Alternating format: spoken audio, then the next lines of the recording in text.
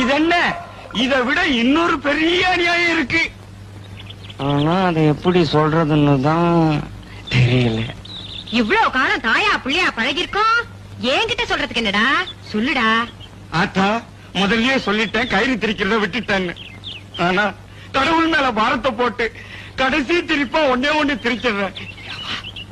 நம்ம வீட்டு பெரிய மாப்பிள்ளைக்கும் பரிச ஓட்டுற குயிலுக்கும் சின்னேக்கிட்டோம்னு ஊர் பூரா பேச்சு. என் புருஷன் மலைப்பாம்பியா, எந்த மகுடிக்கும் மயங்க மாட்டாரு. 20 வருஷமா குடும்பம் நடத்துறனே, எனக்கு தெரியாது?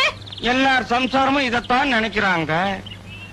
மாப்பிள்ளை விநாயகர் படம் வீட்டுல மாட்டினா மங்களகரமா இருக்கும்னு சொன்னாங்க. படம் வாங்க சந்தைக்கு போனேன், விநாயகர் படம் கிடைக்கல, மாப்பிள்ளை படம் தான் கிடைச்சது. நம்ம மாப்பிள்ளை விலை கொடுத்து வாங்கிட்டல்ல, ஆனா மாப்பிள்ளை கூட இருக்கிறது தான்